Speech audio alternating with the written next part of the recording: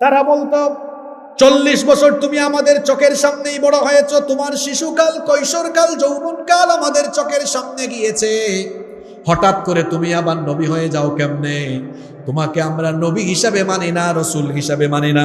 তারা কি বলেছিল শোনেন, কোরআনে কারিমের 13 নম্বর সূরা সূরাতুর রা'দের 43 নম্বর আয়াতে আল্লাহ তাআলা তাদের কথা উঠিয়ে দিয়েছেন, ওয়ায়াকুলুল্লাযীনা কাফারু লাস্তা মুরসালান কুল কাফা বিল্লাহি শাহীদান বাইনি ওয়া বাইনাকুম ওয়া মান ইনদাহু ইলমুল কিতাব।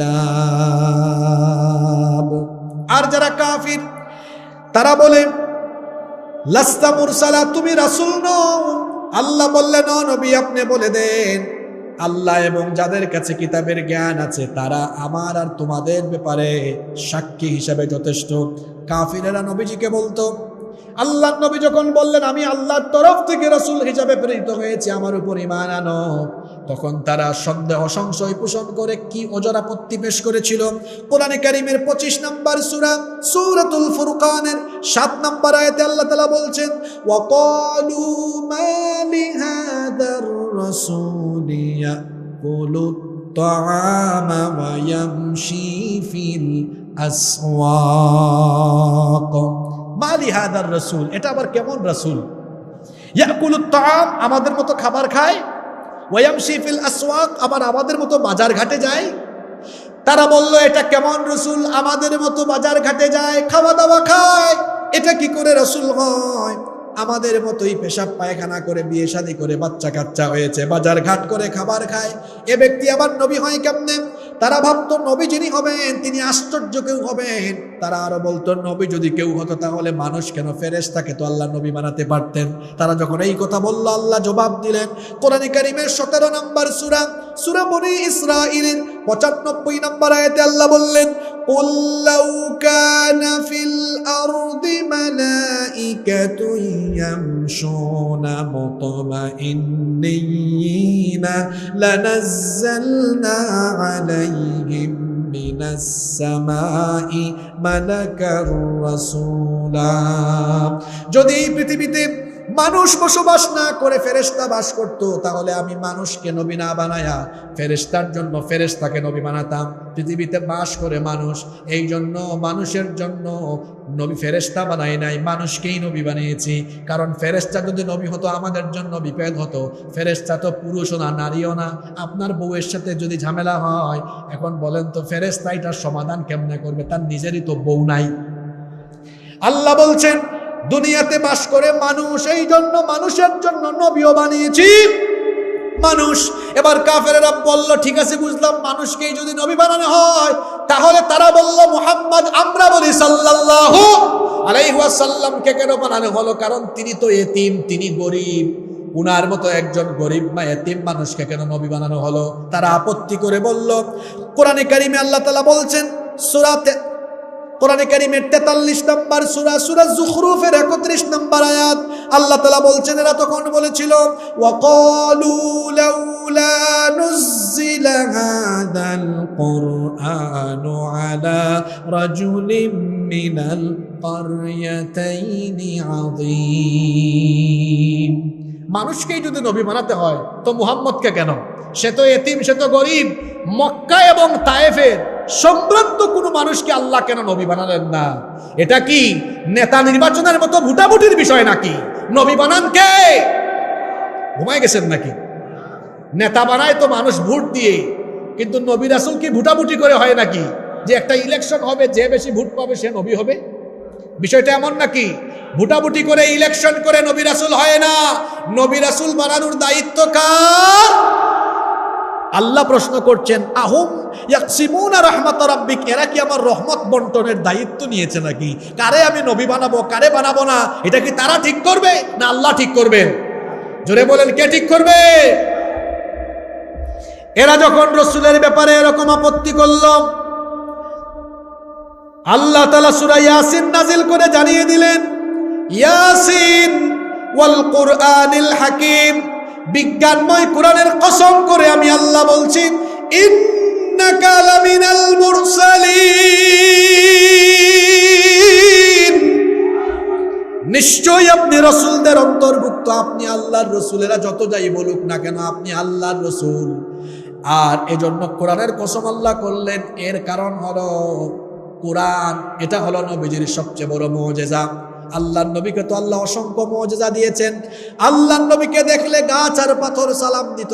আল্লাহর নবীর এমন মুজিজা, আমি আপনি আকাশের দিকে আঙ্গুল তুললে কিছুই হয় না, কিন্তু আমার নবী যখন আকাশের পানে আঙ্গুল তুলেছেন, আমার নবীর আঙ্গুলের ইশারায় আল্লাহ তাআলা আসমানের চাঁদকে 2 টুকরা করে দিয়েছেন।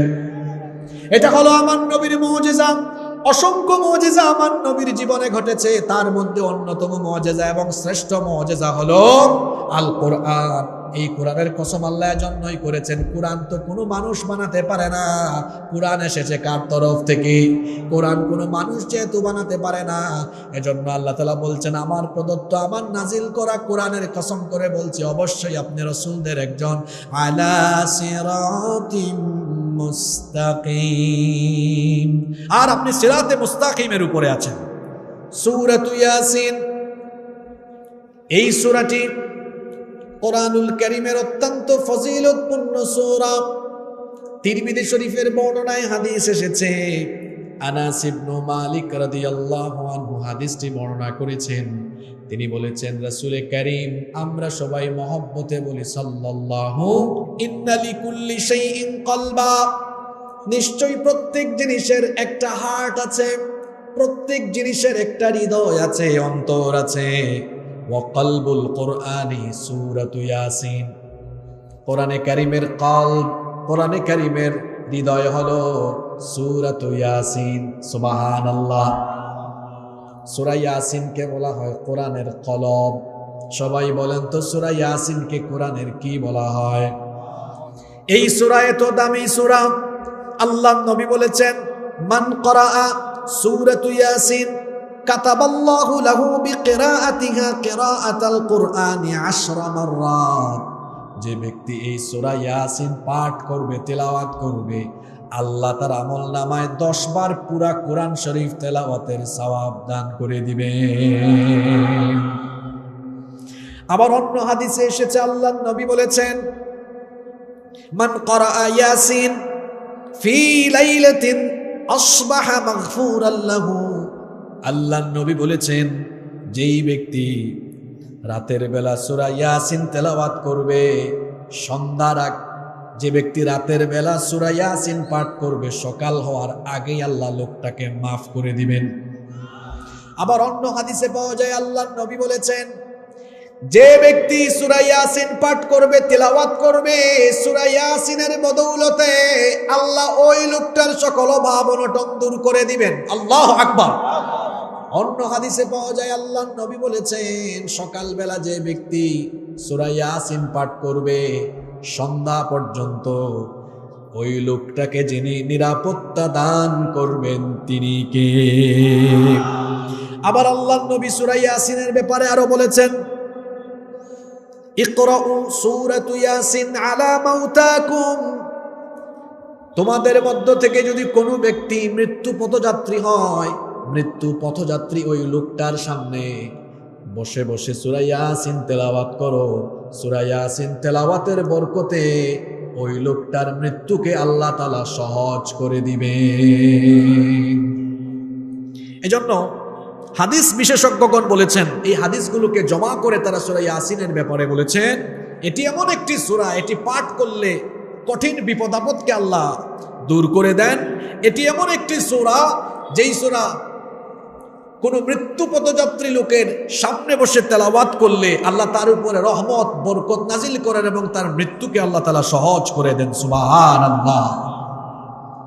আমরা এই সূরার ফজিলত জানলাম। এবার আসেন এই সূরার নাম জানবো।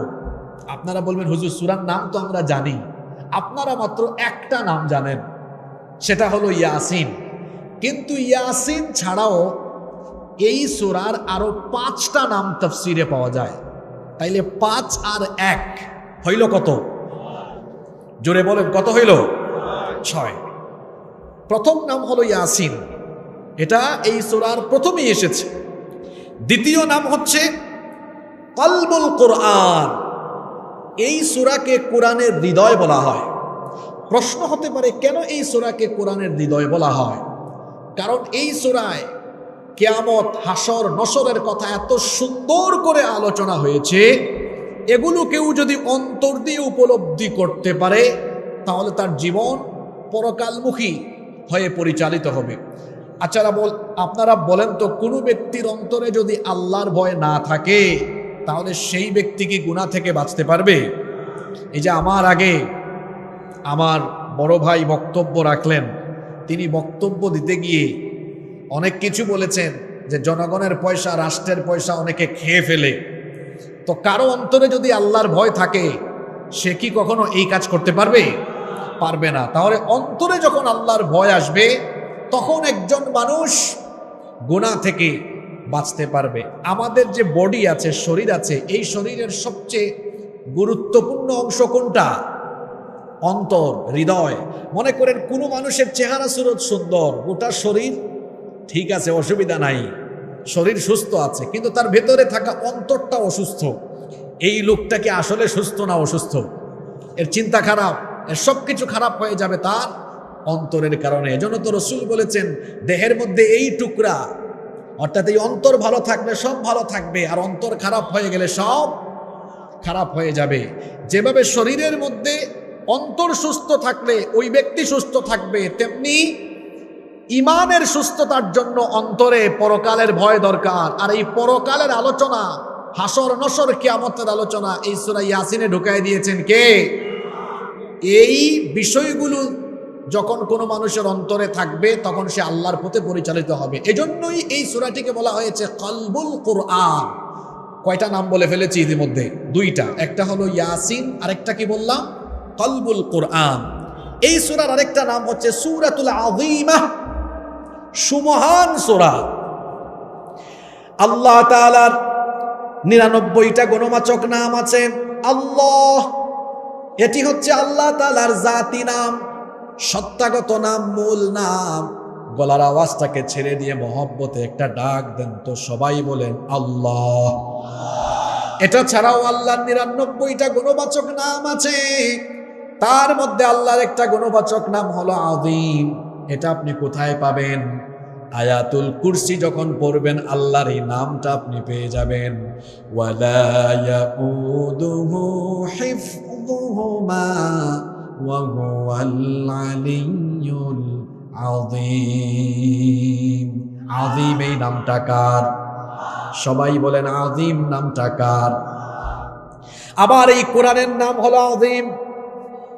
আল্লাহ তাআলা বলেছেন, وَلَقَدْ آتَيْنَاكَ سَبْعًا مِنَ الْمَثَانِي وَالْقُرْآنَ الْعَظِيمَ। আর অবশ্যই আমি আপনাকে নিত্য পাঠনীয় সপ্তবাক্য অর্থাৎ সূরা ফাতিহার 7 আয়াত এবং কোরআনে আযীম দান করেছি। খেয়াল করে শুনেন, আল্লাহর নাম হলো আযীম, আবার কোরআনের নাম হলো আযীম। এমনকি যাকে আল্লাহ আমাদের হেদায়েতের জন্য পাঠিয়েছেন সেই নবীর পরিচয় দিতে গিয়েও আল্লাহ আযীম শব্দ ব্যবহার করেছেন। কোরআনে কারীমের 68 নম্বর সূরা, সূরা কলমের 4 নম্বর আয়াতে আল্লাহ বলেছেন, ওয়া ইন্নাকা লাআলা খুলুকিন আযীম। আর নিশ্চয়ই আপনি এক সুমহান আদর্শের উপরে সুপ্রতিষ্ঠিত। খেয়াল করে শুনেন, আল্লাহর পরিচয় দিতে গিয়ে আল্লাহ বলেছেন আযীম। আল্লাহর একটা নাম আযীম। নবীর চরিত্র বর্ণনা করতে গিয়ে আল্লাহ আযীম শব্দ দিয়ে পরিচয় দিয়েছেন। আবার কোরআনেরও আরেকটা নাম হলো আযীম। আবার সূরা ইয়াসিনেরও আরেকটা নাম হলো আযীমা। অর্থাৎ এই সূরা যেন তেন সূরা নয়, এটাকে সুমহান সূরা বা আযীম সূরা যিনি বলেছেন তিনি কে? এই সূরার আরেকটা নাম হচ্ছে সূরাতুল মুহিম্মাহ। মুহিম্মাহ এটা এমন একটি সূরা, এমন একটি সূরা, এই সূরা পাঠ করে যারা এই সূরা অনুযায়ী আমল করে আল্লাহ তাদেরকে দুনিয়ার বরকত দিয়ে ভরপুর করে দেন। সুবহানাল্লাহ। এই সূরার 5 নাম্বার নাম হলো সূরাতুদ দাফিআহ। আরবি যারা বুঝেন, দিফা মানে কি? প্রতিরোধ করা। এই সূরার মাধ্যমে কি প্রতিরোধ হয়? এই সূরা দিয়ে শত্রুকে মোকাবেলা করা যায়। আল্লাহর নবী মক্কাতুল মুকাররমা থেকে মদিনা মুনাওয়ারায় হিজরত করে যেদিন গিয়েছিলেন, এই সূরার প্রথম 9টা আয়াত পড়েছিলেন। কাফেরদের চোখের সামনে দিয়ে গিয়েছেন, কিন্তু কাফেরদের চোখের সামনে আল্লাহ একটা আস্তরণ তৈরি করে দিয়েছেন, রাসূলকে তারা দেখতে পারে নাই। আল্লাহু আকবার। কেউ যদি সূরা ইয়াসিন বিপদে পড়ে শত্রুর সামনে তেলাওয়াত করে, শত্রুর চোখের মধ্যে আল্লাহ একটা আবরণ তৈরি করে দিবেন। আর সূরা ইয়াসিন তেলাওয়াতকারী লোকটাকে যিনি হেফাজত করবেন তিনি কে? এই সূরার আরেকটা নাম 6 নম্বর এবং সর্বশেষ নাম হলো সূরাতুল কাদিয়া, লিআন্নাহা তাকদি লিহাজাতি সাহিবিহা। এটাকে সূরাতুল কাদিয়া ইয়ানি আত-তাকদি, এটাকে হাজত পূরণের সূরা বলা হয়। এই সূরা যারা পড়ে আমল করে আল্লাহ এদের সব অভাব অনটন দূর করে দেন। সুবহানাল্লাহ। তাহলে এই সূরার মোট কয়টা নাম তাফসীর থেকে আমরা পেয়েছি? জোরে বলেন কয়টা? 6টা। 1 ইয়াসিন, আমার সাথে বলেন ইয়াসিন। 2 হলো কলবুল কোরআন। 3 হলো সূরাতুল আযীমাহ। 4 নম্বর হলো সূরাতুল মুইম্মাহ। 5 নম্বর হলো সূরাতুদ দাফিআহ। 6 নম্বর হলো সূরাতুল কাদিয়া। মোট কয়টা নাম জানলাম? এবার আসেন সরাসরি আমরা আলোচনায় ঢুকে যাই। সওয়াবের নিয়তে তেলাওয়াত করা যাবে তো?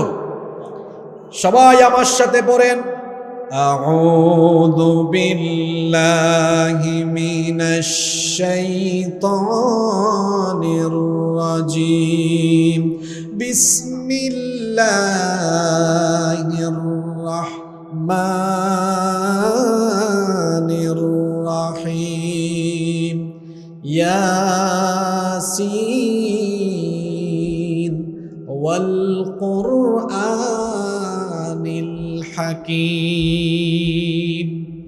ইয়াসিন, এগুলো হচ্ছে আল হুরুফুল মুকাত্তাআহ, অর্থাৎ বিচ্ছিন্ন অক্ষর। আপনারা কোরআন তেলাওয়াত করলে দেখবেন কোরআনের অনেকগুলো সূরা আরম্ভ হয়েছে বিভিন্ন কালিমা, বিভিন্ন ওয়ার্ড, বিভিন্ন শব্দ দিয়ে। যেমন আলহামদুলিল্লাহি রাব্বিল আলামিন কালিমা দিয়ে শুরু হয়েছে। আবার কোরআনের 14টি, আবার কোরআনের 29টি সূরা আরম্ভ হয়েছে অক্ষর দিয়ে, হরফ দিয়ে। কোরআনের 29টি সূরা শুরু হয়েছে অক্ষর দিয়ে, শব্দ দিয়ে না। কয়টা সূরা? 29টি সূরা বিচ্ছিন্ন অক্ষর দিয়ে শুরু হয়েছে। এখানে একটা আজব তথ্য নেন, কিছু কিছু সূরা শুরু হয়েছে একটা অক্ষর দিয়ে, কিছু কিছু সূরা আরম্ভ হয়েছে 2টা অক্ষর দিয়ে, কিছু কিছু সূরা আরম্ভ হয়েছে 3 অক্ষর দিয়ে, কিছু কিছু সূরা আরম্ভ হয়েছে 4 অক্ষর, কিছু কিছু সূরা আরম্ভ হয়েছে 5 অক্ষর দিয়ে। এই 1 থেকে 5-এর খেলা। 1 থেকে 1টা অক্ষর দিয়ে কোরআনের সূরা শুরু হয়েছে। এমন সূরা কোরআনে আছে, যেমন একটা সূরার নাম হাফেজ ভাইরা বলেন তো দেখি, 50 নম্বর সূরা, সূরা কফ। আল্লাহ এই সূরাটা শুরু করেছেন একটা অক্ষর দিয়ে। আল্লাহ তাআলা বলেছেন কফ ওয়াল কুরআনিল মাজিদ। একটা অক্ষর দিয়ে আরেকটা সূরা শুরু হয়েছে, সেই সূরার নাম হচ্ছে সূরা নুন। নুন ওয়াল কলামি ওয়া মা ইয়াসতুরুন। এভাবে একটা অক্ষর দিয়ে সূরা শুরু হয়েছে, আবার 2 অক্ষর দিয়ে সূরা শুরু হয়েছে। সহজ প্রশ্ন করি, বলেন তো 2 অক্ষর দিয়ে সূরা শুরু হয়েছে এমন একটা সূরার নাম কি? পারলেন না? আজকের সূরাটাই তো 2 অক্ষর দিয়ে। সূরার নাম কি? সবাই বলেন সূরার নাম কি? ইয়াসিন কয়টা অক্ষর? আবার আরো আছে 2 অক্ষর দিয়ে সূরা তাহা। 3 অক্ষর দিয়ে সূরা শুরু হয়েছে, এটাও কমন, আপনারা পারবেন। একেবারে 2 নম্বর সূরায় চলে যান, 3টা অক্ষর দিয়ে শুরু হয়েছে, আলিফ লাম মিম তাসিন মিম। এইভাবে করে 3 অক্ষর দিয়ে শুরু হয়েছে এমন সূরা আছে। আবার 4টা অক্ষর দিয়ে শুরু হয়েছে এমন সূরাও আছে। যেমন দেখেন আলিফ লাম মিম সাদ। কয়টা অক্ষর? 5টা অক্ষর দিয়ে শুরু হয়েছে এমন সূরাও আছে। চলে যান সূরা মারিয়ামে, আল্লাহ বলেছেন কাফ হা ইয়া আইন সাদ। অক্ষর হইল কয়টা? এইভাবে কাটা কাটা অক্ষর, বিচ্ছিন্ন অক্ষর, যেগুলোকে আরবিতে বলা হয় হরুফে মুকাত্তাআত। হরুফে মুকাত্তাআত দিয়ে কোরআনের একটা দুইটা সূরা নয়, সর্বমোট 29টা সূরা শুরু হয়েছে হরুফে মুকাত্তাআত দিয়ে। কথা বুঝে থাকলে বলেন, বিচ্ছিন্ন বিচ্ছিন্ন অক্ষর দিয়ে কোরআনের সূরা শুরু হয়েছে মোট কয়টা? আস্তে বলবেন না, পুরুষোচিত কণ্ঠে বলেন কয়টা?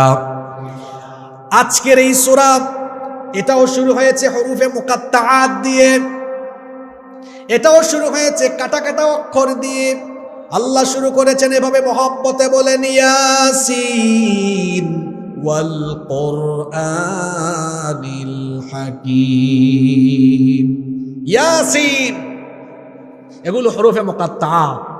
কোরআনের আয়াতগুলো দুই ভাগে বিভক্ত। কোরআনের আয়াতগুলো কয় প্রকার? দুই প্রকার। কিছু আয়াত হলো মুহকাম, আর কিছু আয়াতকে বলা হয় মুতাশাবিহ। মুহকাম আয়াত হলো যে আয়াতের অর্থও বোঝা যায়, ব্যাখ্যাও বোঝা যায়, এগুলো আমরা অর্থ বুঝি, ব্যাখ্যাও বুঝি। আর মুতাশাবিহ আয়াত হলো যেগুলোর অর্থ আমরা পারি না, আলেমরা পারেন না, আপনারা কেমনে পারবেন? আমরাও পারি না, জানি না, বুঝি না, কেউ জানে না। এই আয়াতগুলোর অর্থ আর ব্যাখ্যা একমাত্র একজনই জানেন, জোরে বলতে হবে তিনি কে? রব্বুল আলামিন কোরআনুল কারীমের 3 নম্বর সূরা, সূরা আলে ইমরানের 7 নম্বর আয়াতে বলছেন, হুয়াল্লাযী আনজালা আলাইকাল কিতাবা মিনহু আয়াতুম মুহকামাতুন হুন্না উম্মুল কিতাবু ওয়া হুন্না উম্মুল কিতাবি ওয়া উখারু মুতাশাবিহাত। তিনি সেই সত্তা যিনি আপনার উপরে এই কিতাব নাজিল করেছেন। এই কিতাবের কিছু আয়াত হলো মিনহু আয়াতুম মুহকামাত, কিছু আয়াত হলো মুহকামাত, অর্থ ব্যাখ্যা বোঝা যায়। এগুলো হলো হুন্না উম্মুল কিতাব, এগুলোই হলো কিতাবের মূল অংশ। ওয়া উখারু মুতাশাবিহাত, আর বাকি আয়াতগুলো হলো দুর্বোধ্য, কঠিন, মুতাশাবিহ, এগুলো বোঝা যায় না। যারা পথভ্রষ্ট, গোমরা, যাদের হৃদয় বাঁকা পথে ধাবিত হয়েছে, তারা মুহকাম আয়াত বাদ দিয়ে মুতাশাবিহ আয়াতের অনুসরণ করে। এজন্য আল্লাহ পরের অংশে বললেন, ফাআম্মাল্লাযীনা ফী কুলুবিহিম যায়গুন ফায়াত্তাবিউনা মা তাশাবাহা মিনহু ইবতিগাআল ফিতনাতি ওয়া ইবতিগাআ তা'ওয়ীলি। অতএব যাদের অন্তর বক্র হয়ে গিয়েছে, তারা ফিতনার উদ্দেশ্যে এবং অপব্যাখ্যার উদ্দেশ্যে এই মুতাশাবিহ আয়াতগুলোর অনুসরণ করে। অথচ আল্লাহ তাআলা বলেছেন, ওয়া মা ইয়ালামু তা'ওয়ীলাহু ইল্লাল্লাহ। অথচ এই দুর্বোধ্য কঠিন আয়াতগুলোর অর্থ একজন ছাড়া আর কেউ জানে না, যিনি জানেন তিনি কে?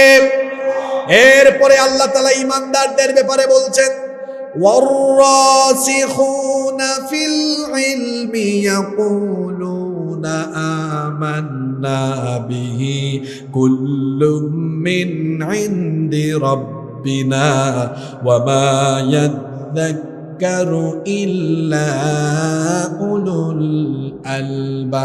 الألباب। আর জ্ঞানে পরিপক্ক লোকেরা তারা বলে, আমরা এগুলোর অর্থ না বুঝলেও আমান্না বিহ, আমরা এগুলোর উপর ঈমান এনেছি, আমরা বিশ্বাস করি, কুল্লুম মিন ইনদি রাব্বিনা, সব কিছু আমাদের রবের তরফ থেকে এসেছে, আমরা এগুলোকে বিশ্বাস করি। আলিফ লাম মিম ইয়াসিন হামিম তাসিন মিম, এগুলোর অর্থ না বুঝলেও আপনারা এগুলো বিশ্বাস করেন কি করেন না? আস্তে বলবেন না, জোরে বলেন, বিশ্বাস আমরা করি কি করি না? কারণ সব কিছু নাজিল হয়েছে যার তরফ থেকে, তিনি কে?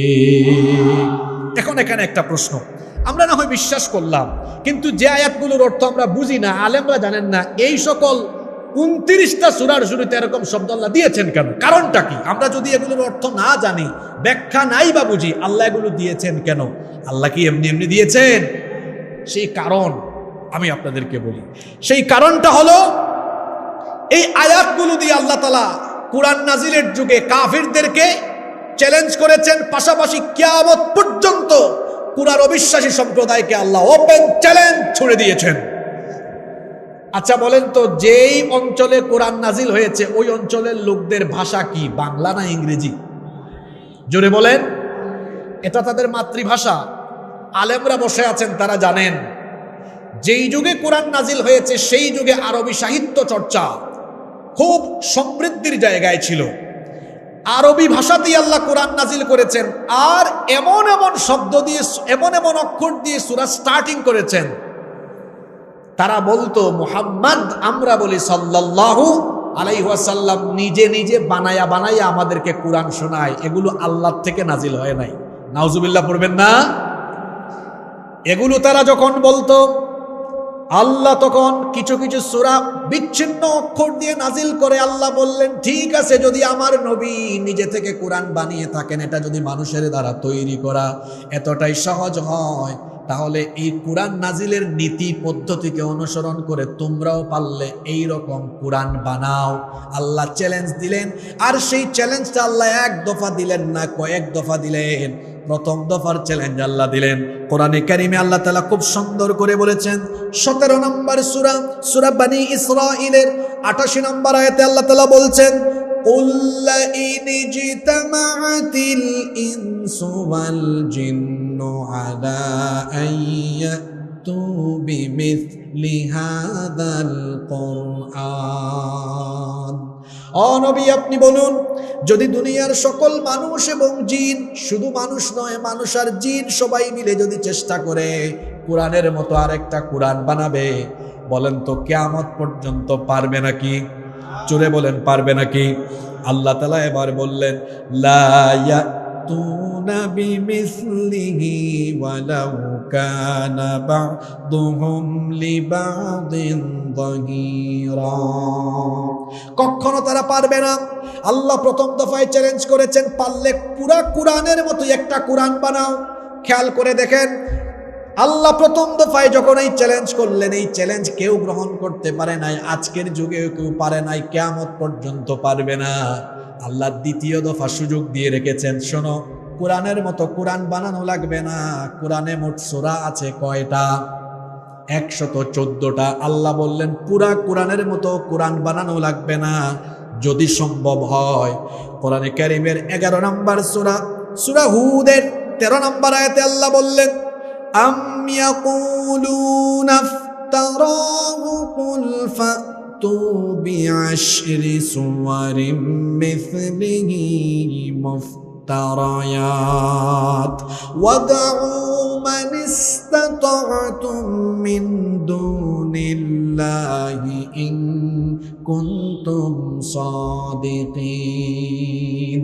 পুরা কোরআনের মতো কোরআন লাগবে না। যদি সম্ভব হয় কোরআনের সূরাগুলোর মতো 10টা সূরা বানাও। খেয়াল করে শুনেন, বলেন তো এই দফায় বলা হয়েছে কয়টা সূরা বানানোর জন্য? 10টা সূরা। ও ভাই, আমার পাশে থেকে উল্টাপাল্টা জবাব দিয়েন না। 10টা সূরা বলেছেন আল্লাহ, পারলে বানাও। সেই যুগের কাফিররা পেরেছে নাকি? এই যুগের সব জ্ঞানী গুণী বুদ্ধিজীবী মিলে পারবে নাকি? এবার আল্লাহ তাআলা তৃতীয় দফায় আরেকটা সুযোগ দিয়ে রেখেছেন। প্রথম দফায় তো আল্লাহ বলেছেন পারলে কোরআনের মতো কোরআন বানাও। দ্বিতীয় দফায় বলেছেন কোরআনের মতো কোরআন লাগবে না, পারলে 10টা সূরার মতো 10টা সূরা বানায় নিয়ে আসো। তৃতীয় দফায় আল্লাহ বললেন 10টা সূরাও লাগবে না, যদি সামর্থ্য থাকে একটা সূরাও বানাও। আল্লাহু আকবার। কোরআনে কারীমের 2 নম্বর সূরা, সূরাতুল বাকারা এর 24 নম্বর আয়াতে আল্লাহ তাআলা বলছেন, ওয়া ইন কুনতুম ফি রাইবিম মিম্মা নাযালনা আলা আবদিনা ফাতু বিসূরাতিম মিন মিথলি ওয়াদউ শুহাদাআকুম মিন দুনিল্লাহি ইন কুনতুম সাদিকিন। আল্লাহ তাআলা বলছেন, আর আমি আমার বান্দার উপরে যা নাজিল করেছি এ ব্যাপারে তোমরা যদি সন্দেহ পোষণ করে থাকো, তাহলে আমি আমার বান্দার উপরে যে সূরাগুলো নাজিল করেছি অনুরূপ তোমরা পারলে একটা সূরা বানাও। বলেন তো কোরআনের সবচাইতে ছোট সূরার নাম কি? আরো আস্তে বলেন, নাম কি? সূরাতুল কাউসার আয়াত সংখ্যা কত? তিন, ইন্না আ'তাইনাকাল কাউসার ফাসাল্লি লিরাব্বিকা ওয়ানহার ইন্না শানিআকা হুয়াল আবতার। এই যে ছোট্ট 3 আয়াত বিশিষ্ট সূরা, বলেন তো দুনিয়ার সকল জ্ঞানী গুণী বুদ্ধিজীবী একত্রিত হয়েও কিয়ামত পর্যন্ত চেষ্টা করলে বলেন তো দেখি 3 আয়াত বিশিষ্ট ছোট্ট একটা সূরাও বানাতে পারবে নাকি? একটা ঘটনা মনে পড়ছে, ঘটনাটা কি বলবো? আল্লাহ নবীর পরে তো আর কোনো নবী নাই, তবে নবীজি বলেছেন আমার পরে নবী আসবে ভণ্ড হিসাবে মোট 30 জন। কয়জন? এটা বুখারী শরীফের হাদিস। লা তাকুমুস সাআহ হাত্তা ইয়াবআসা দাজ্জালুনা কাযাবুন করিবুম মিন 30। ততদিন পর্যন্ত কিয়ামত হবে না যতদিন না আমার পরে 30 জন ভণ্ড নবী না আসে। ইতিমধ্যে 27 জন হয়ে গেছে, তার মানে কিয়ামত দূরে না কাছে? মুসাইলামা, তার নাম শুনেছেন তো আপনারা, সে যখন তাকে নবী বলা শুরু করলো, মানুষজন তাকে গিয়ে বলল, আচ্ছা তুমি যে নবী, তোমার কাছে কি জিবরিল আসেন না? জিবরিলের সাথে তোমার কি দেখা সাক্ষাৎ হয় না? তোমার কাছে কি কুরআন নাজিল হয় না? তখন মুসাইলামা জবাব দিল, দেখো ভাই, আমি মাত্র নবী হয়েছি, নতুন, কয়েকদিন টাইম দাও, কিছুদিন গেলে জিবরিল আমার কাছে আসবে, কুরআন নাজিল হবে, নতুন নবী তো একটু সময় দাও। কিছুদিন পরে সে নিজেই লোকজনকে ডেকেছে, ডেকে বলতেছে গত রাতেই আমার কাছে জিবরিল এসেছিলেন। মানুষজন আশ্চর্য হয়ে বলতেছে, তাই নাকি? তো তোমার কাছে কোন সূরা নাজিল হয়েছে? কয় হয়েছে তো। মানুষ জিজ্ঞেস করলো কোন সূরা? সে বলল আমার কাছে যে সূরা নাজিল হয়েছে এই সূরার নাম হলো সূরাতু ফিল। সূরার নাম কি?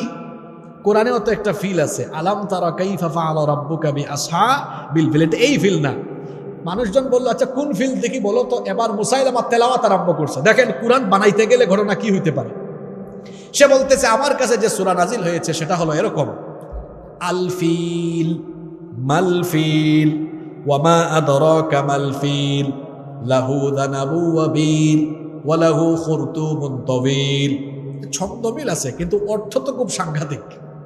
আল ফিল হাতি, মাল ফিল হাতি কি, ওয়ামা আদরাকা মাল ফিল আপনি কি জানেন হাতি কি, লাহু যানাবু ওয়া বিল তার লেজ আছে, ওয়া লাহু খুরতুমুন তাওয়িল আর তার লম্বা একটা সুর আছে। এ যেন হাতির রচনা আরম্ভ হয়েছে।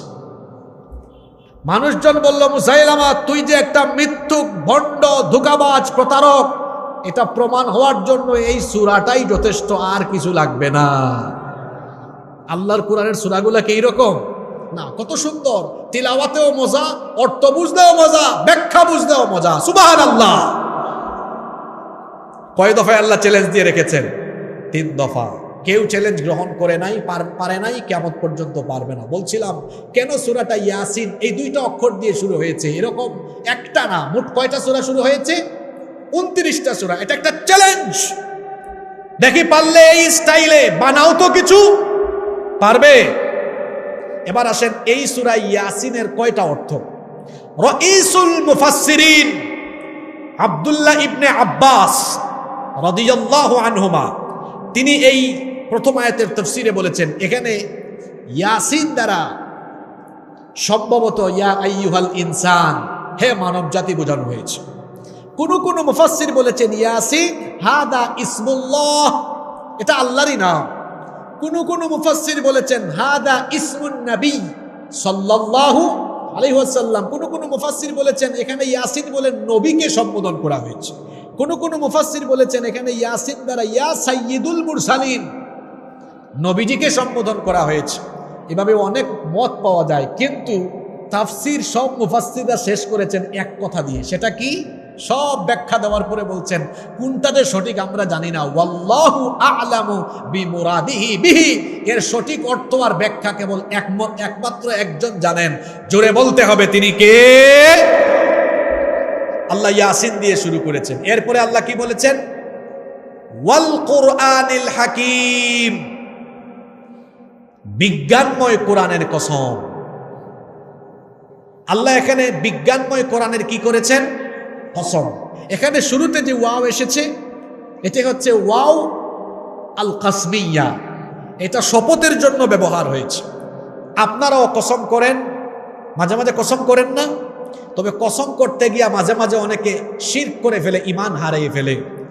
অনেকে আছে কসম করে আমার বাবার কসম, মায়ের কসম, পিসাবের কসম, সন্তানের কসম, বউয়ের কসম, বাচ্চার কসম, আমার স্বামীর কসম।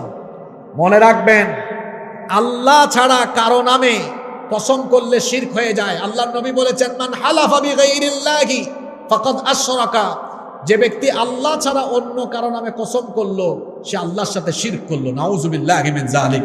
আল্লাহ আমাদেরকে শিরক থেকে বাঁচান, বলেন আমিন। আল্লাহ এখানে বিজ্ঞানময় কোরআনের কসম করেছেন। আল্লাহ কেন কসম করেন?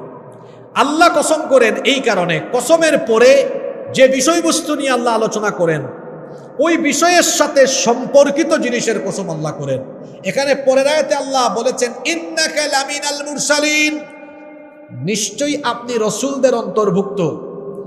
এখানে নবীজিকে নিয়ে আলোচনা হয়েছে আর আল্লাহ কসম করেছেন কোরআনের, কারণ নবীজির সাথে কোরআনের সম্পর্ক আছে না নাই? কথা বলছেন না কেন? নবীজির সাথে কোরআনের সম্পর্ক আছে না নাই?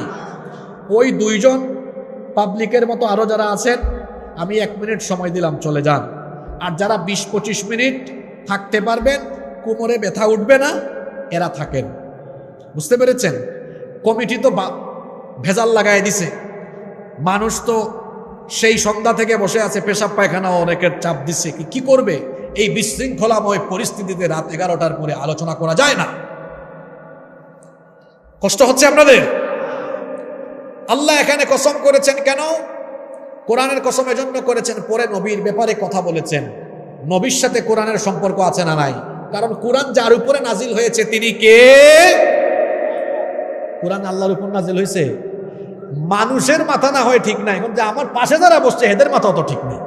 ওয়াজ কিভাবে হবে? কোরআন কি আল্লাহর উপর নাজিল হয়েছে? কোরআন নাজিল হয়েছে কার উপরে? নবীজির উপরে নাজিল হয়েছে। এবার দেখুন, আল্লাহ তাআলা এখানে কোরআনের কসম করতে গিয়ে কোরআনকে একটা বিশেষণে বিশেষায়িত করেছেন। কোরআনে হাকিম বলেছেন, বিজ্ঞানময় কোরআনের কসম। কলেজ ইউনিভার্সিটি পড়ুয়া ভাইরা, স্কুল কলেজের স্যারেরা, জেনারেল ব্যাকগ্রাউন্ডের ভাইয়েরা ভালো করে শোনেন। আল্লাহ তাআলা বলছেন বিজ্ঞানময় কোরআনের কসম। কোরআনকে আল্লাহ তাআলা বিজ্ঞানময় এই বিশেষণে এই আয়াতে বিশেষায়িত করেছেন। এটা শুধু ঝাড় ফুকের কিতাব নয়, তাবিজের কিতাব নয়, নামাজ পড়ার কিতাব নয়, এটা শুধুমাত্র রমজান মাসে তারাবি পড়ার কিতাব নয়, এটা জ্ঞান বিজ্ঞানের কিতাব। ঠিক তো কইলেন। এখন যদি বলি বিজ্ঞানের একটা আয়াত বলেন, বলতে তো পারবেন না। ঠিক ঠিক কমায়া বলে আলোচনা শুরু। আমি নিজে কিসমু উলুমিল কোরআন ওয়া দিরাসাতিল ইসলামিয়া, department of Quranic science and Islamic studies থেকে পড়াশোনা শেষ করেছি। তো কোরআন বিজ্ঞান নিয়ে পড়াশোনা গবেষণার সুযোগ আমার হয়েছে আলহামদুলিল্লাহ। কোরআনে 6000-এর বেশি আয়াত আছে, এর মধ্যে 1500-এর উপরে আয়াত আমরা স্টাডি করেছি যেগুলো বিজ্ঞান সায়েন্সের সাথে রিলেটেড। সুবহানাল্লাহ। কয়টা আয়াত বললাম? ঘুমাই গেছেন নাকি? 1500। কত?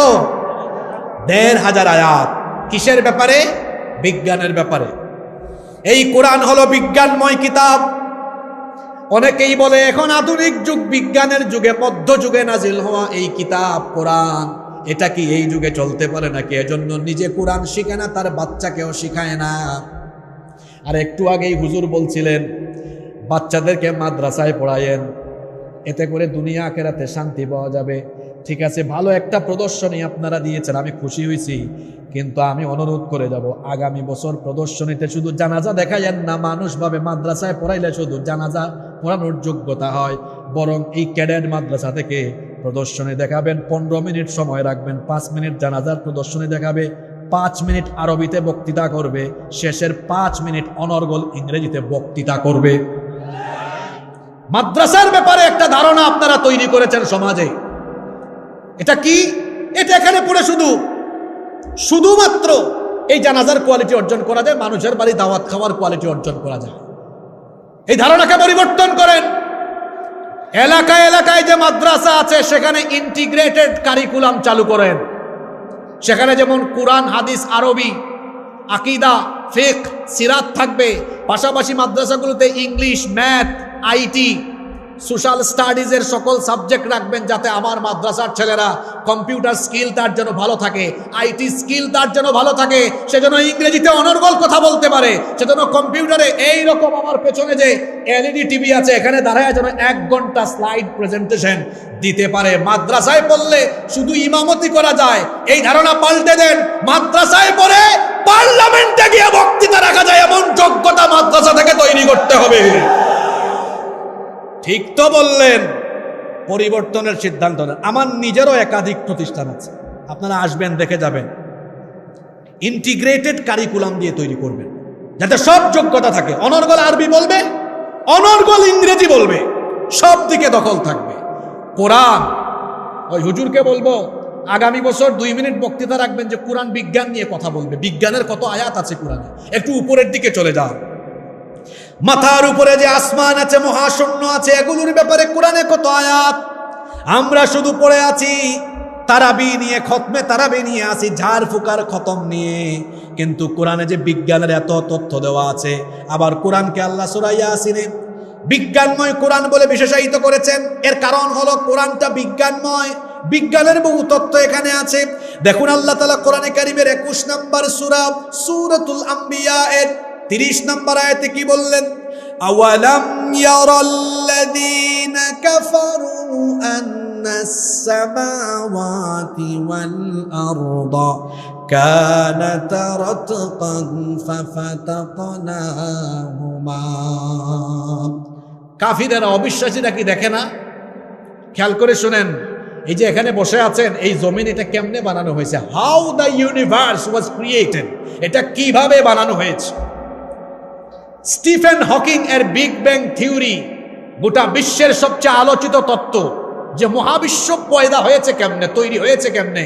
স্টিফেন হকিং এর বিগ ব্যাং থিওরির আলোকে বিজ্ঞানীরা বলেন এই মহাবিশ্বের সবকিছু, আসমান, জমিন, গ্রহ, নক্ষত্র, সূর্য, চন্দ্র, তারকাপুঞ্জ, সবকিছু সৃষ্টির শুরুতে এক জায়গায় জমাট বাঁধা, একেবারে পুঞ্জীভূত ছিল।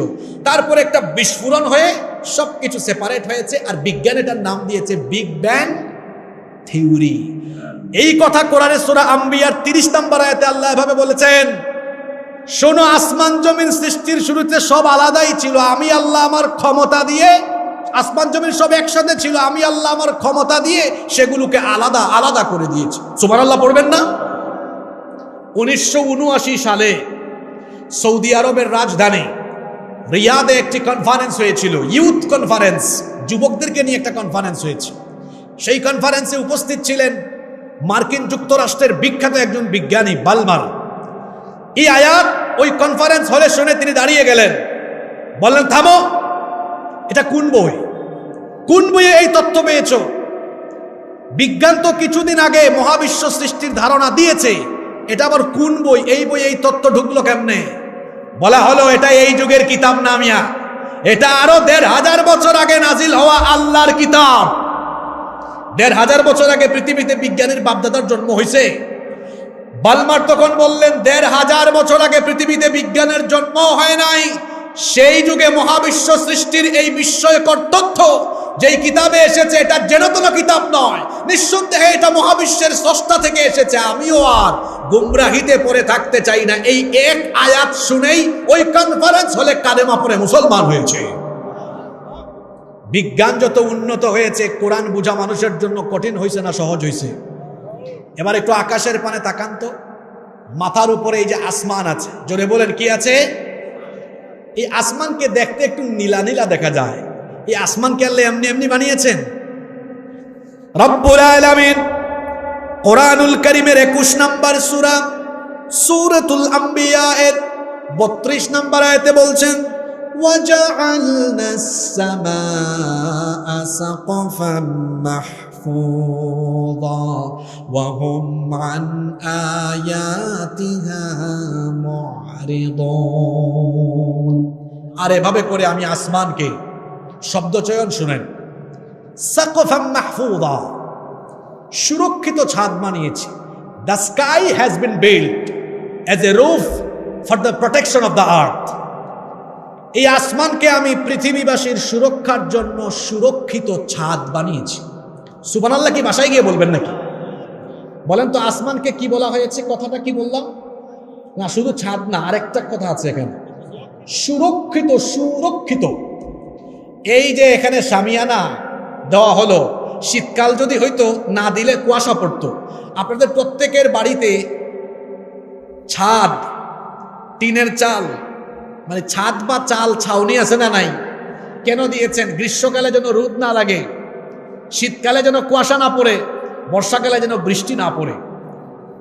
বাড়িতে একটু সিকিউরিটি নিয়ে বসবাসের জন্য দিয়েছেন। তো আল্লাহ কি মাথার উপরে আসমানকে এমনি এমনি দিয়েছেন? না, কোরআনে আল্লাহ বলেছেন এটাকে আমি সুরক্ষিত ছাদ বানিয়েছি। এই গেল শতাব্দীতে, শুনেন, এই গত শতাব্দীতে বিজ্ঞান এই তথ্যের, এই আয়াতের এমন এক আশ্চর্যজনক বাস্তবতা পেশ করেছে, সায়েন্সের ছাত্ররা বেশি ভালো বুঝবে এটা। এই যে আমাদের মাথার উপরে আসমান, আল্লাহ তাআলা বায়ুমণ্ডলকে মোট 7টি স্তরে ভাগ করেছেন। কয়টা স্তরে? 7 স্তরে। সেগুলো কি? Stratosphere, magnetosphere, ionosphere, exosphere, ozone layer, এরকম মোট 7টা। আমি যদি সহজে বুঝাই, ফিল্টার। ফিল্টার বুঝেন তো? 7টা কি? ফিল্টার স্থাপন স্তর দিয়েছেন আল্লাহ। এগুলো এমনি এমনি দেন নাই গো বাবা। সূর্য মানুষের মাথা থেকে কত কিলোমিটার দূরে? 15 কোটি কিলোমিটার। আল্লাহু আকবার। আচ্ছা বলেন তো, এই যে 1 মাস আগে গরম যখন লাগছে, শরীর থেকে ঘাম বেরোইছে কিনা? কত কিলো দূরে? 15 কোটি কিলোমিটার দূরে। আমি গত মাসে সৌদি আরব গেলাম, সেখানে 14 দিন থাকছি। দিনের বেলা বের হওয়ার অবস্থা নাই। 48-49 ডিগ্রি টেম্পারেচার ছিল আমি যতদিন ছিলাম।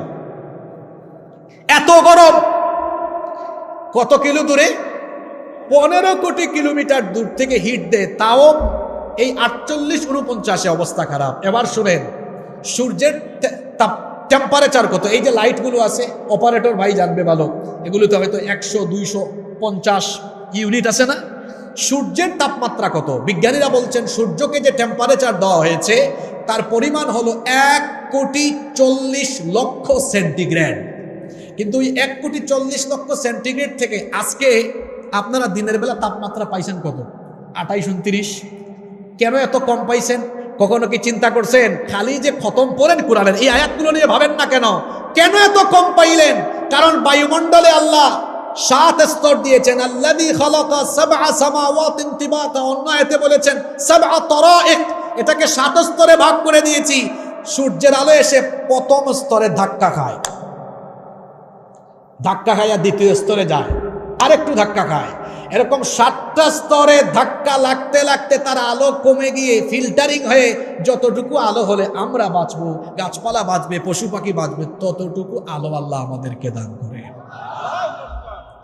যারা বিমানে সফর করেন, 6 ঘন্টা 7 ঘন্টা সফর করার পরে বিমান যখন ল্যান্ডিংয়ে যায়, দেখবেন ল্যান্ডিং সিচুয়েশনে 2 কান বন্ধ হয়ে যাওয়ার অবস্থা হয় না? অনেক উপরে যখন বিমান উঠে যায়, টেম্পারেচার দেখবেন, উইন্ডো জানালার পাশে বসলে একটু হাত দিয়ে দেখবেন কি ঠান্ডা। মহাশূন্যে খালি স্থানের তাপমাত্রা বিজ্ঞানীরা বলেছেন -270, -270।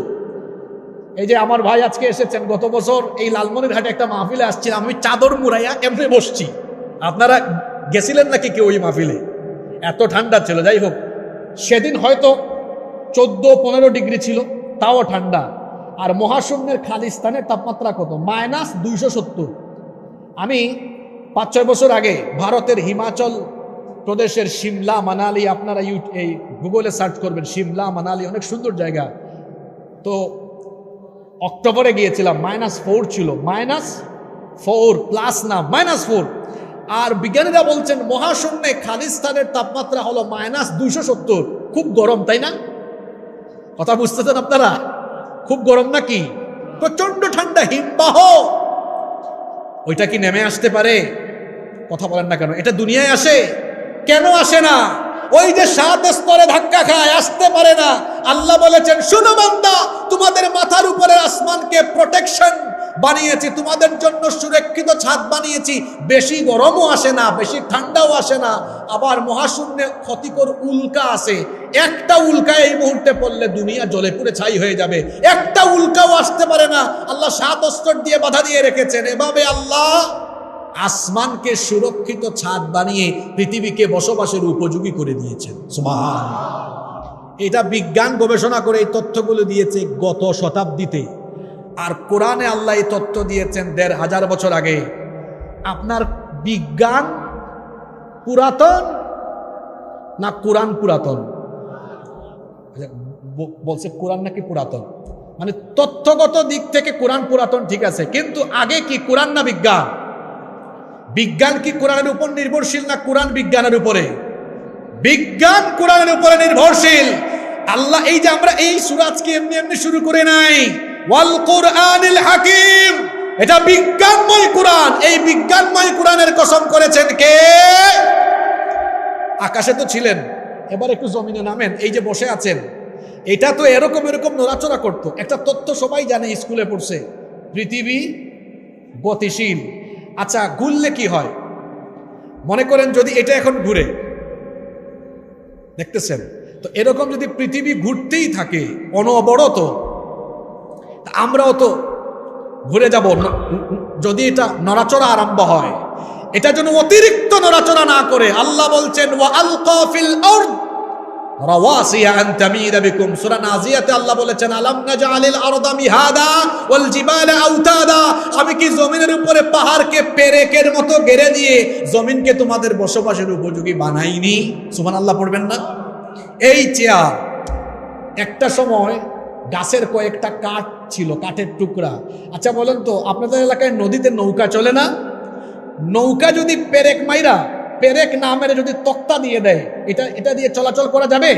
যাবে না। যখন পেরেক ঢুকায় দেওয়া হয়, এই চেয়ার এখন বসার উপযোগী হয়ে গেল। এই যে পেরেক আমার বাম পাশে, এই পেরেক আল্লাহ বলেছেন পাহাড়কে পেরেকের মতো ঢুকায় দিয়েছেন।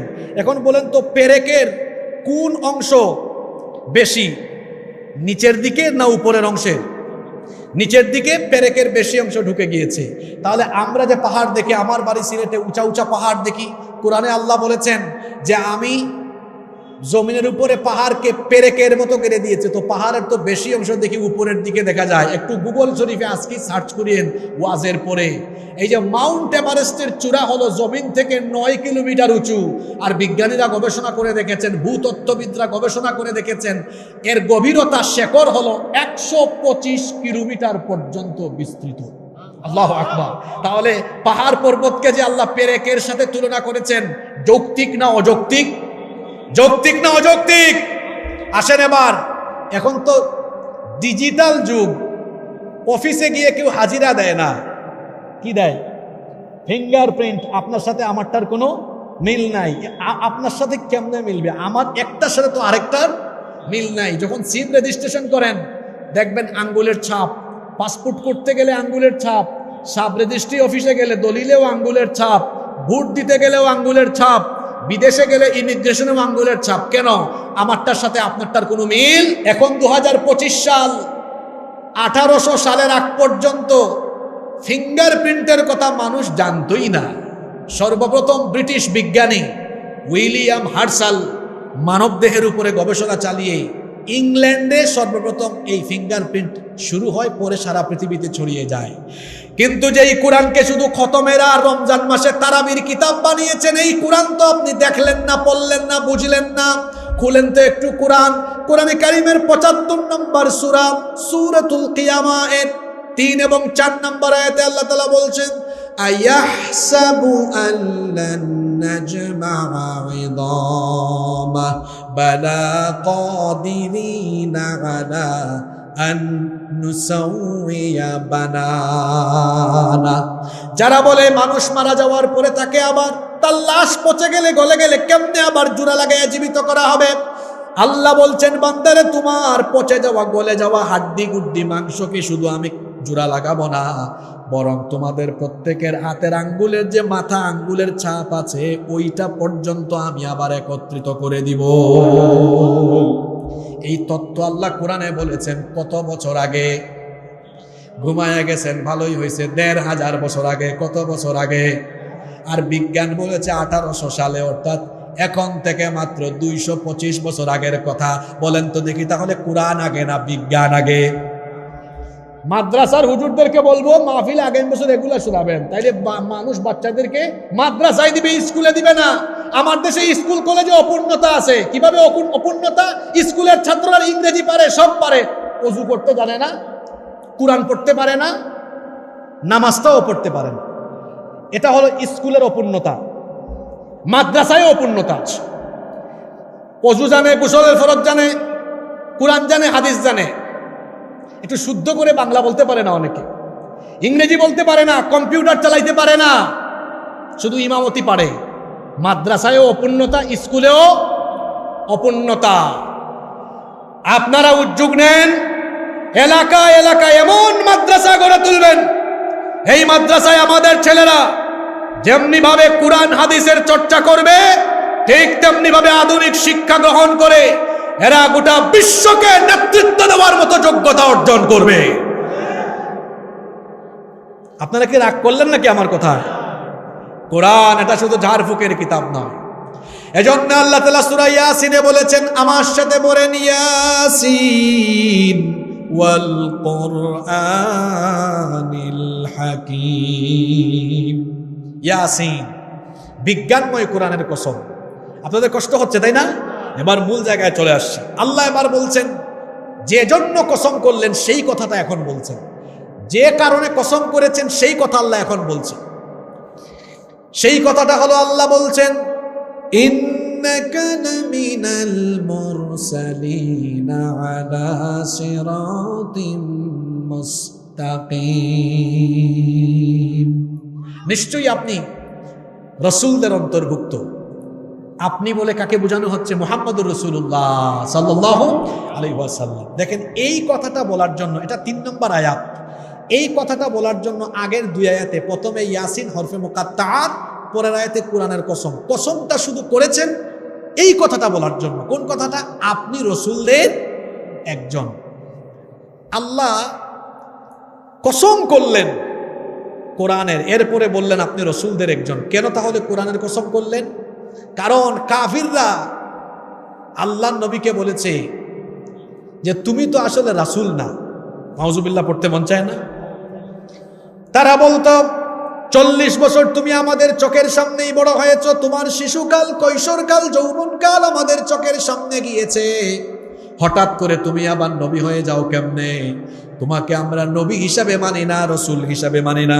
তারা কি বলেছিল শোনেন, কোরআনে কারীমের 13 নম্বর সূরা সূরাতুর রা'দের 43 নম্বর আয়াতে আল্লাহ তাআলা তাদের কথা উঠিয়ে দিয়েছেন, ওয়া ইয়াকুলুল্লাযীনা কাফারু লাস্তা মুরসালান কুল কাফা বিল্লাহি শাহীদান বাইনি ওয়া বাইনাকুম ওয়া মান ইনদাহু ইলমুল কিতাব। আর যারা কাফির তারা বলে লাস্তা মুরসালা, তুমি রাসূল নও।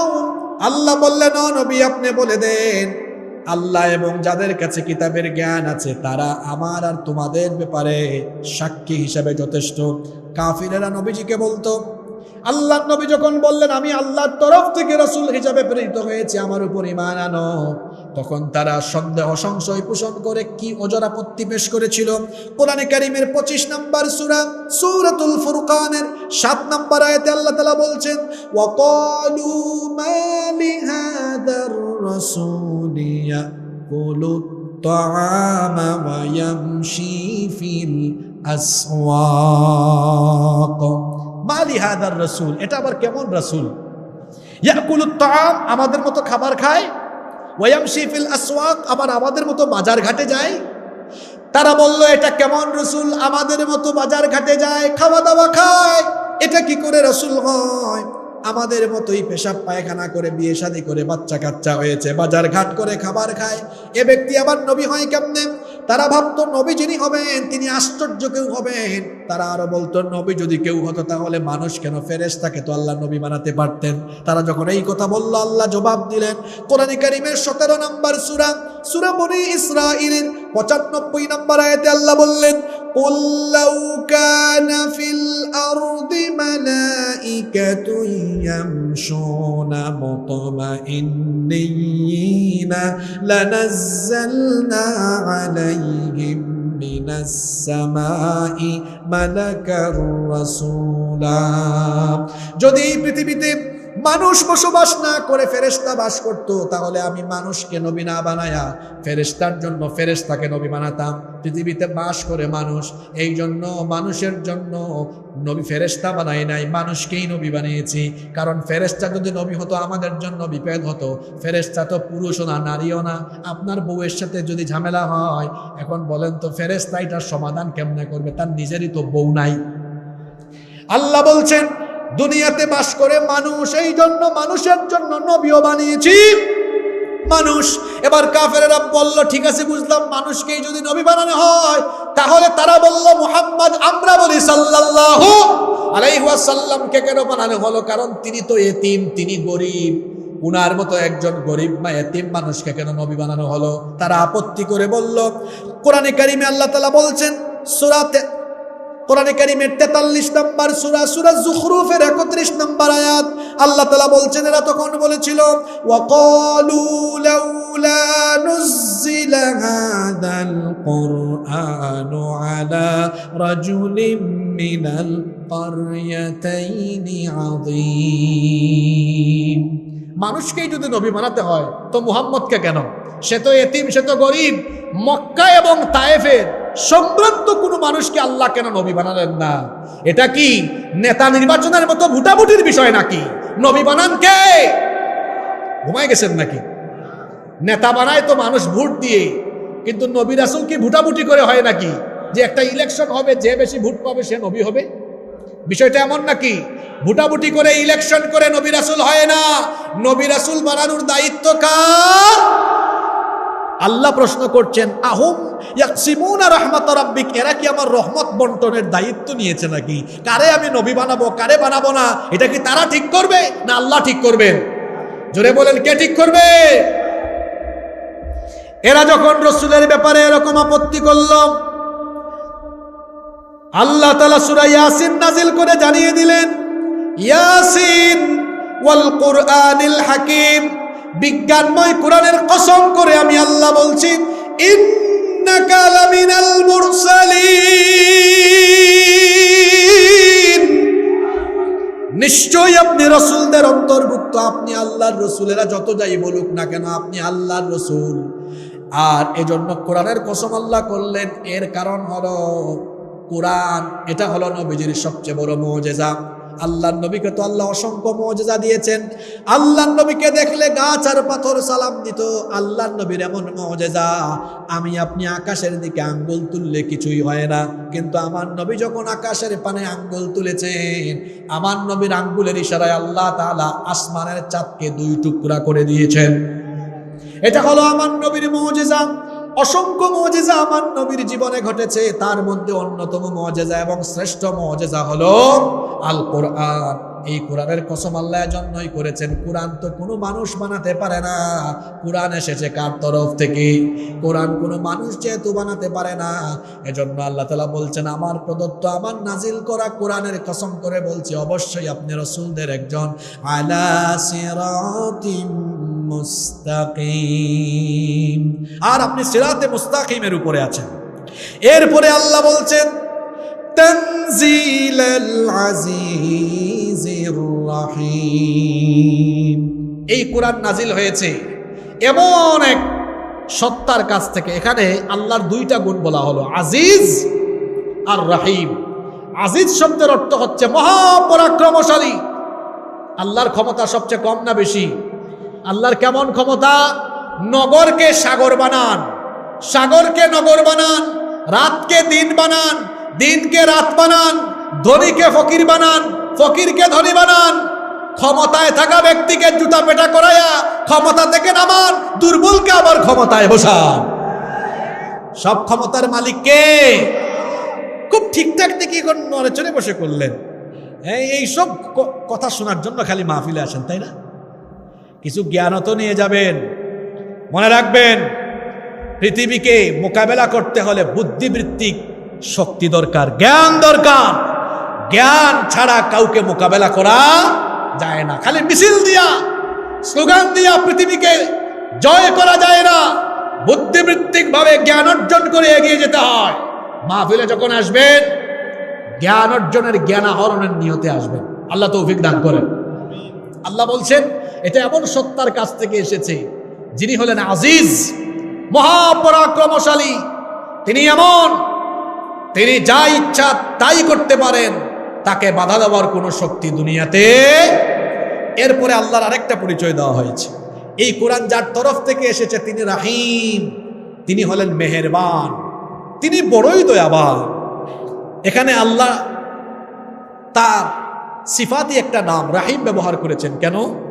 এজন্য ব্যবহার করেছেন, কোরআন যার তরফ থেকে নাজিল হয়েছে তিনি রাহিম, দয়াবান। এই জন্য তিনি কোরআন নাজিল করে আমাদের উপর বড় ইহসান করেছেন, দয়া করেছেন। কারণ কোরআন যদি নাজিল না হতো, আমি আপনি সত্য পথ, সঠিক পথ, হকের পথ চিনতাম না।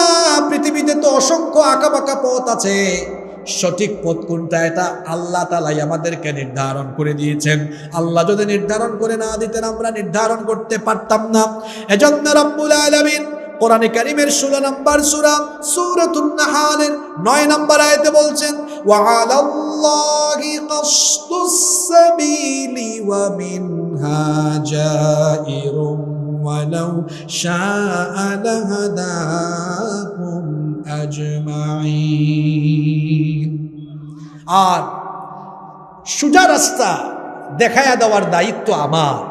যেখানে আছে অসংখ্য আঁকাবাঁকা পথ, সেখানে সোজা রাস্তা চিনিয়ে দেওয়ার দায়িত্ব কার? সেই সোজা রাস্তার নাম হলো ইসলাম। আর এই সোজা রাস্তা আল্লাহ নবীর কাছে কোরআন পাঠানোর মাধ্যমে সেই সোজা রাস্তা, হেদায়েতের রাস্তা, আলোকিত রাস্তা দেখিয়েছেন। এজন্য আল্লাহ কোরআনে কারীমের 14 নম্বর সূরা, সূরা ইব্রাহিমের শুরুতেই বললেন, কিতাবুন আনজালনাহু ইলাইকা লিতুখরিজান নাসা মিনায-যুলুমাতি ইলান নূর। ও নবী, আপনার কাছে এই কিতাব আমি এজন্যই নাজিল করেছি যাতে করে অন্ধকার আচ্ছন্ন এই মানবতাকে আলোর পথে নিয়ে আসতে পারেন। এই জন্য কোরআন যিনি নাজিল করেছেন তিনি কে? তিনি এটা দিয়ে দয়া করেছেন। এই কোরআন না দিলে আমরা সঠিক পথ চিনতাম না।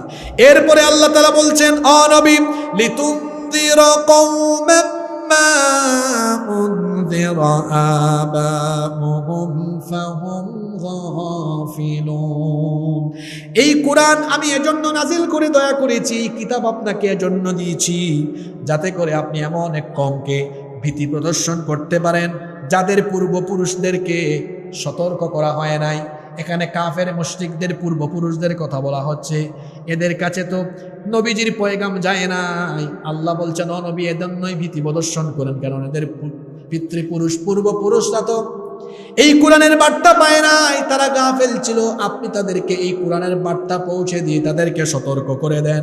কিন্তু যারা অন্তরটাকে তালাবদ্ধ করেছে, অন্তর বহরাঙ্কিত করে ফেলেছে, এদের ব্যাপারে আল্লাহ পরের আয়াতে বলে দিলেন, লাকাদ হাক্কাল কওলু আলা আকসারিহিম ফাহুম লা ইউমিনুন। আজকে আমি যে 7টা আয়াত তেলাওয়াত করেছি এর শেষ আয়াত এটা। এই আয়াতে বহু বার্তা আছে। দয়া করে 6-7টা মিনিট আমার দিকে মনোযোগী হতে পারবেন? শোনেন, অনেক বার্তা পাবেন। এবার আল্লাহ এবার বলছেন, অবশ্যই, লাকাদ দিয়ে আল্লাহ শুরু করেছেন, অবশ্যই তোমার রবের বাণী তাদের বেশিরভাগের উপরে অবধারিত হয়েছে। এখানে রবের বাণী দ্বারা বোঝানো হচ্ছে শাস্তি। তাদের বেশিরভাগের জন্য শাস্তি অবধারিত হয়েছে। কেন? ফাহুম লা ইউমিনুন, তারা ঈমান আনে নাই। এই কাফেররা ঈমান কেন আনে নাই? তারা জানতো তিনি আল্লাহর নবী, তারা জানতো এটা আল্লাহর কিতাব, তাও তারা নবীজির রিসালত মেনে নেয় নাই, কোরআনকে গ্রহণ করে নাই। এর কারণটা কি বলবো? এর কারণটা হলো সবচেয়ে বেশি বাধা দিয়েছে নেতৃবৃন্দ। আবু জাহাল, আবু লাহাব, উতবা, শাইবা, এরা কি সাধারণ কেউ না? নেতা। ঘুমায় গেছেন। এরা কে?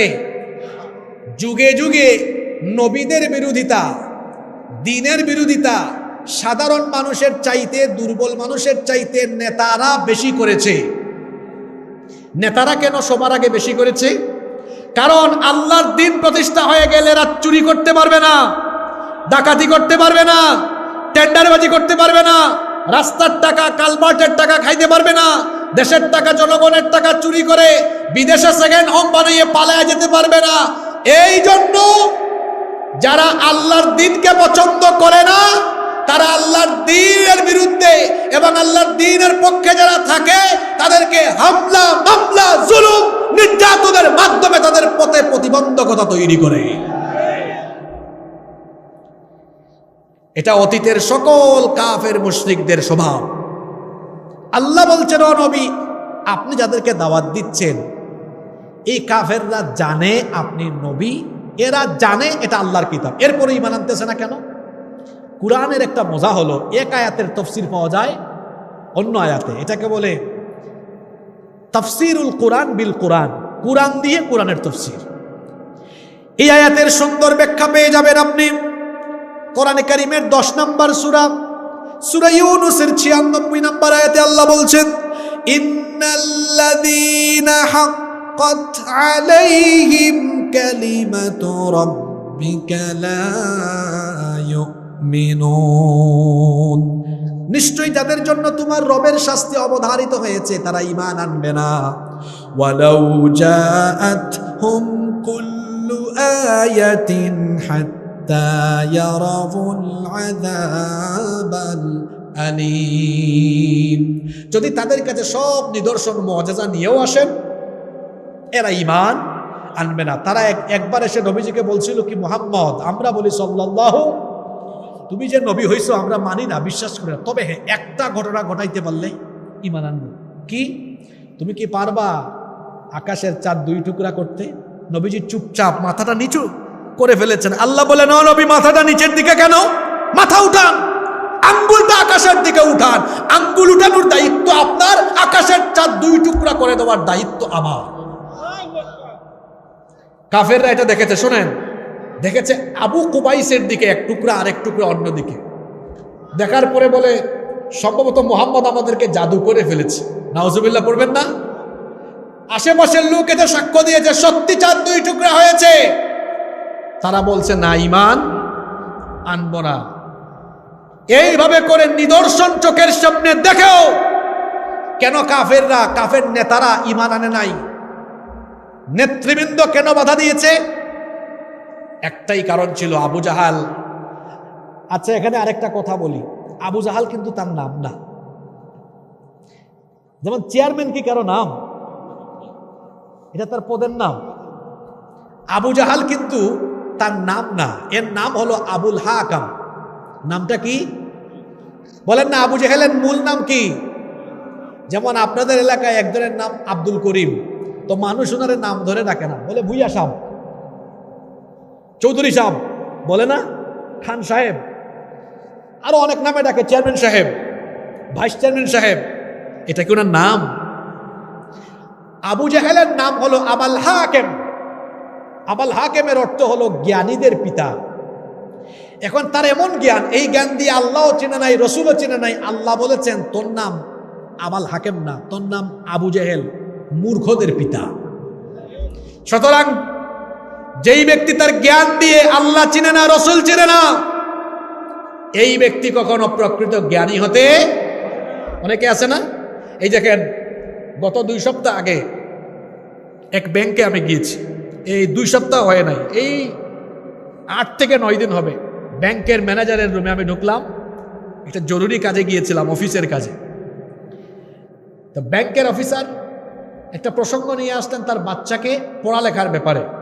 তিনি বললেন, আমি নিজে সেকুলারে বিশ্বাসী, বাচ্চাকেও সেকুলারিস্ট বানাতে চাই, এই জন্য আমি তাকে এমন এক স্কুলে দিয়েছি যেখানে কোনো ধর্মীয় শিক্ষা নাই। আমি বললাম, আপনি এত বিপজ্জনক হয়ে উঠলেন কেন? সে বলে, কোরআনের ব্যাপারে আমার অনেক আপত্তি আছে। তাই আমি বললাম, অনেকগুলো আপত্তি থেকে একটা আপত্তি বলেন। তো সে বলতেছে, ইভলিউশনের ব্যাপারে আমার আপত্তি আছে। বিবর্তনবাদ তত্ত্ব নিয়ে আসলো, মানে সে বিশ্বাস করে মানুষের পূর্বপুরুষ বানর ছিল। কি ছিল? একটা কথা আছে না, যেমন কুকুর তেমন মুগুর দরকার। আমি চিন্তা করলাম, এর সাইজ করতাম কেমনে? প্রথমে বুঝাইছি আমি 10-15 মিনিট, বুঝ মানে না। আমি বললাম, ভাই আপনার সাথে আমি একমত, মানুষের পূর্বপুরুষ বান্দর ছিল। আপনারা ভাবতেছেন হয়তো হুজুর একমত হইল গেল কেন? একমত এমনি এমনি হয় নাই, তারা সাইজ করার জন্য একমত হয়েছে। আমি বললাম, আমি একমত, মানুষের পূর্বপুরুষ বান্দর ছিল, কিন্তু গো ভাই, আপনি এত সুন্দর এসি রুমে, আলাদা চেম্বার আপনার, এখানে বসে অফিস করতেছেন কেন? মানুষের পূর্বপুরুষ যদি বান্দরই হয়, আপনি এই মানুষের সমাজ থেকে দয়া করে বের হয়ে সুন্দরবনে গিয়ে আপনার জাতি ভাই বান্দরের সাথে বসবাস করেন। আমাদের পূর্বপুরুষ কি বান্দর ছিল? তো বলছিলাম, কাফিরেরা চোখের সামনে এত কিছু দেখার পরেও কেন তারা ঈমান আনে নাই? একটাই কারণ, যদি কোরআনকে তারা সংবিধান হিসাবে মেনে নেয় আর রাসূলুল্লাহকে যদি তারা নেতা হিসাবে মেনে নেয়, তাহলে যে অন্যায় অবিচার তারা করে এটা আর করতে পারবে না। আপনি ভাবতে পারেন, হুজুর দেশের এই সময় আপনি আজকে সূরা ইয়াসিন থেকে ওয়াজ করলেন কেন? খাবার খাইলে কোন খাবারটা সবচেয়ে মজা? একদম লাস্টে যেটা থাকে, তাই না? চেটে পুড়ে খায় না? একটা আলোচনার আগামাথা আপনি বুঝবেন না যদি শেষ আয়াত পর্যন্ত না শুনেন। এই 7টা আয়াতের জন্য আলোচনা করেছি। সেই যুগে এই কাফেরেরা কুরআন সত্য, নবী সত্য মানার পরেও কুরআনকে সংবিধান, রাসূলকে নেতা বলে নাই। আজকের যুগে আবু জাহাল, আবু লাহাব, উতবা, সাহেবা নামে কেউ নাই। এই আদর্শ লালনকারী ব্যক্তি প্রতিটা গ্রামে গ্রামে, এলাকায় এলাকায় আছে, যারা কুরআনকে সংবিধান জানে, রাসূলুল্লাহকে আদর্শিক নেতা জানে, জানার পরেও কুরআন গ্রহণ করে না, রাসূলকে গ্রহণ করে না। কারণ গ্রহণ করলে চাঁদাবাজি, টেন্ডারবাজি, অন্যায় অপকর্ম করতে পারবে না। এখন শুনেন, এই লাল শার্টওয়ালা ভাই, তাকবীর থামান। সবার আগে আপনি বলেন, আপনি তাকবীর দিয়েছেন, আপনি বলেন, আপনি কি সেই কাতারে যাবেন? এখন আওয়াজ ছোট হইল কেন? দেখছেন কারবা? এখন কি আওয়াজ ছোট হবে?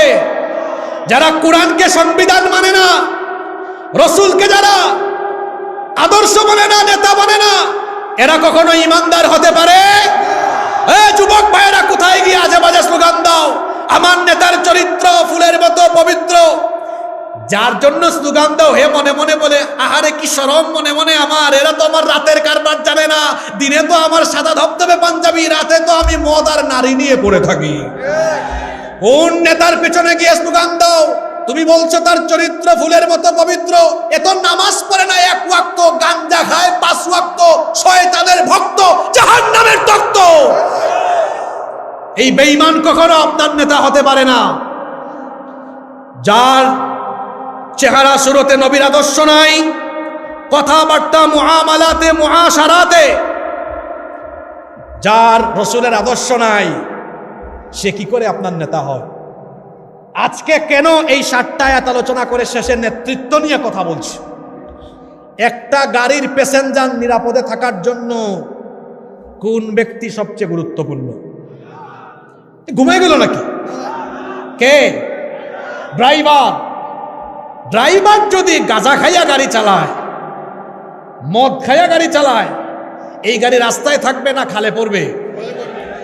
ঠিক তেমনি গাঁজাখুর, ইয়াবাখুর, চরিত্রহীন, অসৎ প্রবণ ব্যক্তি যখন সমাজ রাষ্ট্রকে নেতৃত্ব দিবে, এই জাতি উন্নতির রাস্তা থেকে নেমে ধ্বংসের কাতারে চলে যাবে। এজন্য আপনার নেতৃত্ব ঠিক করতে হবে, ইমাম ঠিক করতে হবে। 54টি বছর ধরে আমার দেশ নির্যাতিত। আমার বয়স তো মাত্র 30। বুঝ হওয়ার পর থেকে যা দেখতেছি, আমার দেশটা বড় মজলুম। গত কয়েক বছর ধরে বিভিন্ন দেশে ঘুরি, সফর করি। আল্লাহ তো কোরআনে বলেছেন, সফর করো, নিদর্শন দেখো, জ্ঞান অর্জন করো, অভিজ্ঞতা নাও। কিছু কিছু দেশে গিয়ে দেখলাম, আমাদের পরে স্বাধীন হইছে, আমাদের সাথে স্বাধীন হইছে, কত উন্নত, কত সমৃদ্ধ। আমরা পারলাম না কেন? আমার দেশের সম্পদ কম না? আপনাদের এই উত্তরবঙ্গের মাটিকে আমি ভালোবাসি। আপনাদের এই সবজির টেস্ট সারা দেশে আর নাই। শুধু সবজি না, বিশ্বাস করেন, এটা তো প্রশংসা সামনাসামনি করতে তো নিষেধ আছে, কিন্তু আমি এই লোভ সামলাতে পারতেছি না, বলে ফেলতেছি। উত্তরবঙ্গের মানুষের মতো সাধারণ সুন্দর দিলওয়ালা মানুষ বাংলাদেশের কোথাও পাবেন না। একদম সহজ সরল মানুষের। আমরা তো সারা দেশ ঘুরি, মোটামুটি বুঝি, পেশগুজ কম, হ্যাঁ এখানেও পেশগুজের মানুষ আছে, কিন্তু সংখ্যাটা বড় কম। সোনার মাটি ফেললেই শাকসবজি হয়, ফসল ভরা, মাঠ ভরা ধান, গোলা ভরা ধান। সমুদ্র আছে, চা আছে, গ্যাস আছে, পাথর আছে, কয়লা আছে, কি নাই আমাদের? তবে আমাদের আরো একটা জিনিস আছে, যেভাবে সম্পদ আর সম্পদ আছে সেভাবে চোর আর ডাকাতও আমাদের কাছে আছে। 54 বছর ধরে আমার দেশ বড় নির্যাতিত, এটা সামনের দিকে আগাচ্ছে না কেন? ওই গাড়ির ড্রাইভারের মতো, এক গাঁজা খাইলে যেমন গাড়ি খালে পড়ে যাবে, ঠিক তেমনি দেশ পরিচালনার দায়িত্ব যতদিন পর্যন্ত চরিত্রবান লোকদের হাতে না যাবে এই দেশ উন্নত হবে না। এটা কেমনে করতে হবে? এই সূরার মধ্যেই এটা আছে। জ্ঞান, বিজ্ঞান, হিকমত, হেদায়াতে পরিপূর্ণ কিতাব কুরআন দিয়ে করতে হবে। এখন ঠিকটা ছোট করে হইছে, এটাকে আমি বড় করে আনাইতেছি। রসুলের জিন্দেগি 63 বছর, 53 বছর 2 ভাগ। মক্কায় নবুয়তের আগে এক অবস্থা, নবুয়তের পরে 13 বছর আরেক অবস্থা। এরপরে মদিনায় গেলেন, 10 বছর একটা রাষ্ট্র পরিচালনা করলেন। নিজে আইন বানায়া না কুরআন দিয়ে? জোরে বলেন, কি দিয়ে? এখন অনেকে আছে কয় কোরআনের রাজনীতিতে বিশ্বাস করি না, কোরআনের রাজনীতি নাই। মূর্খ! আউযুবিল্লাহ বিসমিল্লাহ বলতে পারে না, বক্তব্য দিতে গেলে সিরিয়াল ঠিক রাখে না, কয় বিসমিল্লাহির রহমানির রহিম আউযুবিল্লাহি মিনাশ শাইতানির রাজিম। টিভিতে যে সকল নেতারা বক্তব্য দেয়, এদের সাথে দেখা হয় তো আমাদের, আমি তো ধরেও ফেলি। আমার স্বভাবটা এমনই, সে যে দলের যেই হোক না কেন, যে যেটা করবে একদম সামনাসামনি চোখে চোখ রেখে আমি বলি। এরকম কয়েকজনকে পাইছিলাম আমি বললাম, আপনি তো অনেক জায়গায় আউযুবিল্লাহি মিনাশ শাইতানির রাজিম আর বিসমিল্লাহির রহমানির রাজিম বলেছেন, সিরিয়ালও ঠিক রাখেন নাই। আপনি কেমনে জানেন কোরআনে কি আছে কি নাই? আপনাকে তো পুরা কোরআন পড়তে হবে, তারপরে না বুঝতে হবে কোরআনে কি নারী অধিকারের কথা নাই? অপরাধ করলে কোনটার অপরাধে কি হবে এগুলা কি নাই? নারী তো এই দেশে এখনো মর্যাদা অধিকার পায়নি। এদের স্বাধীন হয়েছে 54 বছর হয়েছে, তার মধ্যে 32 বছর শুধু মহিলারা দেশ চালাইছে, আর 22 বছর পুরুষরা। ঠিক যে কইলেন, শরম লাগে না?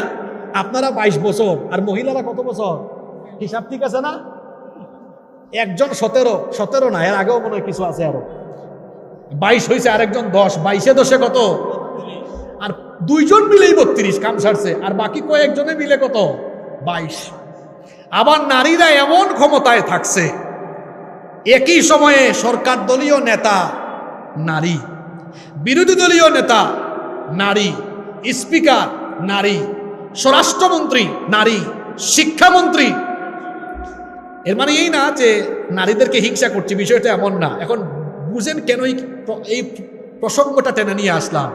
32 বছর নারীরা ক্ষমতায় থেকে কলেজ বিশ্ববিদ্যালয়ে শ্লীলতাহানি, যৌন হয়রানি তারা বন্ধ করতে পেরেছে? ধর্ষণ বন্ধ করতে পেরেছে? গত কয়েক মাস আগে মাগুরায় আমার ছোট্ট বোন আসিয়াকে ধর্ষণ করা হয়েছে। আমার বোন কয়েকদিন হাসপাতালে চিৎকার চেঁচামেচি করে দুনিয়া ছেড়ে চলে গিয়েছে। ধর্ষক কিন্তু এখনো বেঁচে আছে, আদালতে তারে উঠানো হচ্ছে, এখনো বিচারের রায় মনে হয় নাই।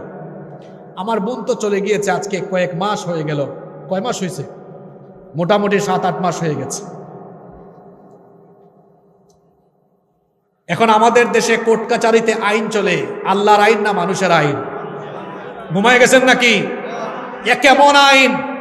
যে আইন থাকার ফলে আমার ধর্ষিতা বোন কবরে চলে যায় আর ধর্ষক 7 মাস 8 মাস ধরে বেঁচে থাকে, আপনার এই আইনের মুখে আমি লাথি মারি। যে আইন থাকার ফলে আমার ধর্ষিতা বোন কবরে যায় আর ধর্ষক এখনো বেঁচে থাকে, সে আইনের মুখে আমি ঝাড়ু নিক্ষেপ করি। 54 বছর ধরে এদেশে অপরাধ আপনারা কমাতে পারেন নাই। আজকে লালমনিরহাট থেকে চ্যালেঞ্জ দিয়ে বলে গেলাম, কিয়ামত পর্যন্ত পারবেন না যদি নারীর অধিকার, শ্রমিকের অধিকার, প্রত্যেক ধর্মের প্রত্যেক নাগরিকের অধিকার সুপ্রতিষ্ঠিত করতে চান, আর দেশকে উন্নতির দিকে নিয়ে যেতে চান, যুবক তরুণ ভাইয়েরা, জুলাই আগস্টের বিপ্লবীরা শুনে নাও, তাহলে মানুষের তৈরি করা আইনকে লাথি দিয়ে তিস্তায় বা বঙ্গোপসাগরে ফেলে দাও আর আল্লাহর কোরআনকে গ্রহণ করে নাও।